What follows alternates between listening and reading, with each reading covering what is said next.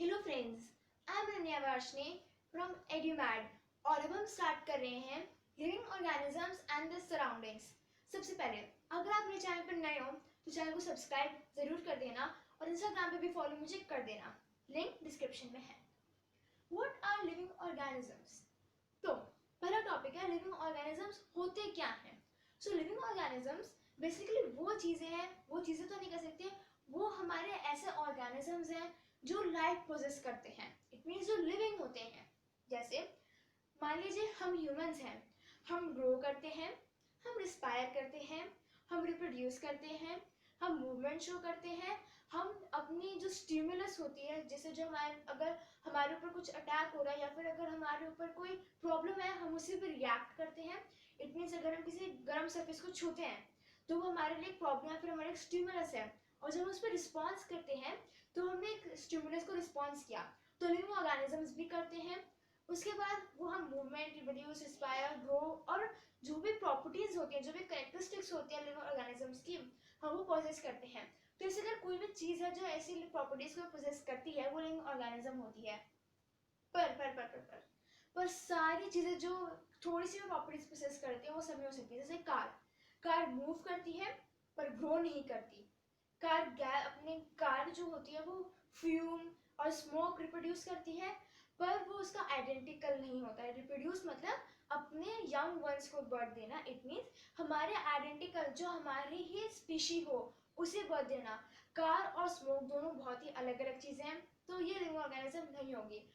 अब जैसे अलग अलग जो चीजें होती हैं, जैसे अगर आप किसी भी चीज का एग्जांपल ले लो, काफी सारी चीजें मूव करती हैं पर मूव करना ही सिर्फ हमारा एक एग्जांपल नहीं हुआ। जैसे अर्थ अर्थ अब ऐसे एज अ मदर अर्थ करके नहीं ले रहे हम, अर्थ को एज अ प्लैनेट ले रहे हैं।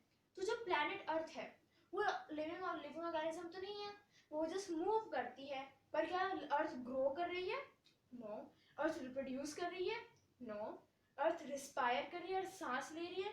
नो। तो वो जस्ट मूव कर रही है, इसका मतलब ये नहीं कि वो लिविंग ऑर्गेनिज्म बन जाएगी।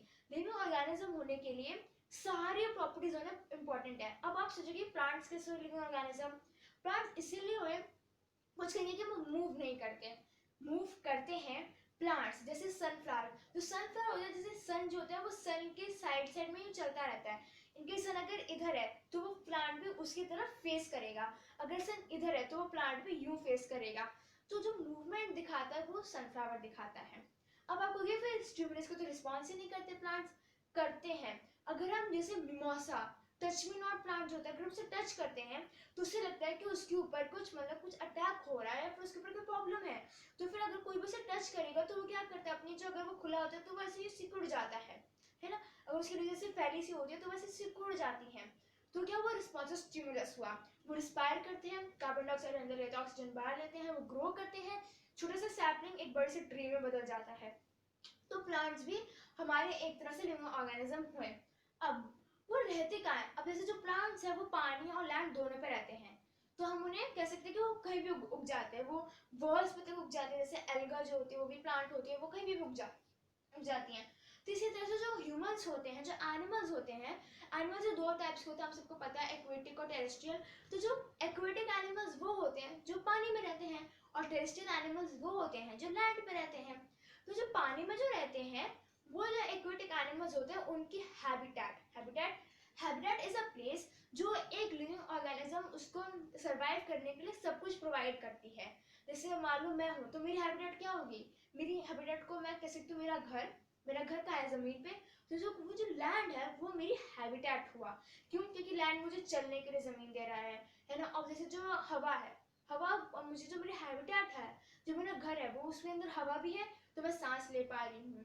मेरा घर मुझे सब कुछ प्रोवाइड कर रहा है, तो क्या वो मेरी हैबिटेट है, वो जो मुझे एक रहने की जगह प्रोवाइड कर रहा है। Types of places where they live, अब वो कहाँ रहते हैं, कुछ टाइप्स होंगे उस तरह के भी। तो वे टेरेस्ट्रियल एंड एक्वेटिक, पानी की हैबिटेट और लैंड की हैबिटेट। अब एक हवा की हैबिटेट क्यों नहीं होती? क्योंकि हवा में कोई नहीं रहता, नो वन सिवाय बैक्टीरिया के कोई नहीं रहता हवा में, क्योंकि हवा में आप खुद कैसे रह सकते हो हवा में। तो बर्ड्स भी जो होती हैं वो बस उड़ती हैं हवा में, वो रहती नहीं है, वो रहती पेड़ों पे हैं और पेड़ जमीन पे। तो इनडायरेक्टली बर्ड्स भी एक तरह से हमारी लैंड हैबिटेट में आती हैं। Components of places where they live, it means habitat के कंपोनेंट्स क्या क्या होते हैं। अब जैसे फूड को बनने के लिए इंग्रेडिएंट्स चाहिए होते हैं, इसीलिए हैबिटेट को बनने के लिए कंपोनेंट्स चाहिए होते हैं। अब जो हैबिटेट होते हैं उसके दो कंपोनेंट्स होते हैं, बायोटिक एंड एबायोटिक। बायोटिक और एबायोटिक कंपोनेंट्स वो होते हैं, अब देखो बायोटिक जो है, जो बायोटिक कंपोनेंट्स होते हैं, अब जो बायोटिक कंपोनेंट्स होते हैं वो लिविंग ऑर्गेनिजम्स को कहते हैं, जैसे प्लांट्स एंड एनिमल्स। अब जो मैंने बायोटिक के आगे जब ए लगा दिया, ए प्लस बायोटिक, ठीक है, तो क्या हुआ, ए का मतलब ए एक प्रीफिक्स होता है, ए का मतलब होता है नॉट, तो नॉट बायोटिक। कोई भी चीज अगर बायोटिक नहीं है तो वो क्या होगी, एबायोटिक, ठीक है।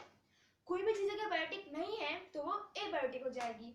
सो जो एबायोटिक चीजें होती हैं वो, सॉरी, एबायोटिक चीजें जो होती हैं वो होती हैं जो लाइट प्रोसेस सही करती हैं। अब जैसे जो रेनफॉल होती है, टेम्परेचर, सन, मून, अर्थ, सारे प्लैनेट, सारे सैटेलाइट्स, बुकेट, एयर चेबर, एयर मतलब खुद एयर भी, वाटर, ये सब क्या होते हैं, ये सब एबायोटिक होते हैं, जो बायोटिक कंपोनेंट्स को इफेक्ट तो करते हैं पर खुद बायोटिक नहीं होते। एक्लिमेटाइजेशन, अब एक्लिमेटाइजेशन जो टर्म है इंपॉर्टेंट है। अब कुछ चीजें होती हैं जो हम अपने बहुत ही सदियों से करते आ रहे होते हैं, जैसे ह्यूमंस हैं, ह्यूमंस पहले कैसे एकदम झुक के चलते थे, पर आज वो एकदम प्रोस्टेट और एकदम स्ट्रेट खड़े होते हैं। इसी तरह से ये तो हो गई हमारी अडेप्टेशन, जब ह्यूमन इवॉल्व हुए तो उसको सालों लग गए, सदियों लग गए ऐसे खड़े होने में हमें। लेकिन एक्लिमेटाइजेशन इसके एकदम उल्टा होता है, acclimatisation just in a second हो जाता है। जैसे अगर आप बहुत ही ज्यादा ठंडी जगह पे बैठे और आपने गर्म कपड़े नहीं पहने हुए तो क्या होगा, आप शिवर करना शुरू हो जाओगे। और शिवर करने में क्या होता है, आप जब शिवर कर रहे होते हो तो ये तो नहीं कि आप सदियों से करते हुए आ रहे हो, आपको जनरेशन लगी शिवरिंग सीखने में, नो, आपको जब भी कुछ आपके ऊपर कुछ भी अगर ठंडक आती है तो आप तुरंत शिवर करना शुरू कर देते हो। तो acclimatisation in a second adaptation की तरह होता है, जो आप आपके ऊपर अगर आपके एनवायरनमेंट को तुरंत अडेप्ट करके आप अपने आप को शिवर करना स्टार्ट कर देते हो, ऐसे शिवरिंग होता है। अब जैसे जो मिमोसा होता है वो भी एक तरह का एक्लिमेटाइजेशन ही करता है, जैसे उसे टच करते हैं तो ऐसे जो फैली हुई रेज होती है वो सिकुड़ जाती है।